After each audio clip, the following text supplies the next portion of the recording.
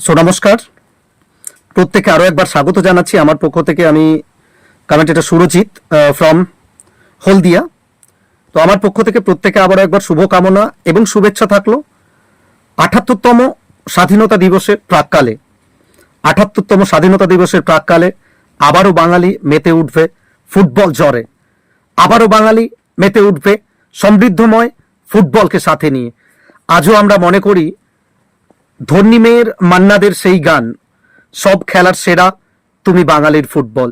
যে ফুটবল বাঙালির মননে, যে ফুটবল বাঙালির শিরায় উপশিরায়, যে ফুটবলটা শোনার পরে মন্ত্রমুগ্ধ হয়ে বহু মানুষ মাঠমুখী হয়ে পড়েন, সেই ফুটবল ক্ষুদিরাম বসু স্মৃতিরক্ষা কমিটি ক্ষুদিরামনগর ফুটবল ময়দানে আগামী 15ই আগস্ট অনুষ্ঠিত হবে 16 দলীয় নকআউট ফুটবল টুর্নামেন্ট, যার চ্যাম্পিয়ন দল পাবে 80,000 টাকা, সঙ্গে সুসজ্জিত ট্রফি, ও রানার্স আপ দলের জন্য থাকছে 60,000 টাকা, সঙ্গে সুসজ্জিত ট্রফি।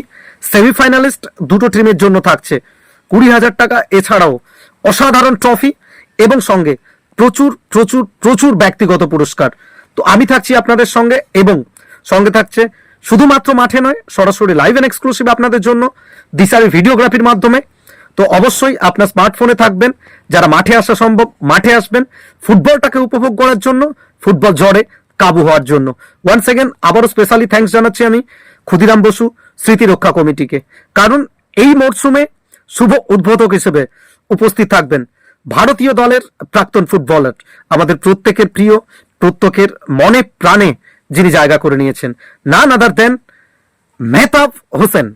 মেহতাব হোসেন তিনি থাকবেন আমাদের মধ্যে শুভ উদ্বোধক হিসেবে। তো সবাই মাঠে আসুন, ফুটবলকে ভালোবাসুন এবং শহীদ ক্ষুদিরাম বসু স্মৃতি রক্ষা কমিটিকে সাপোর্ট করতে থাকুন।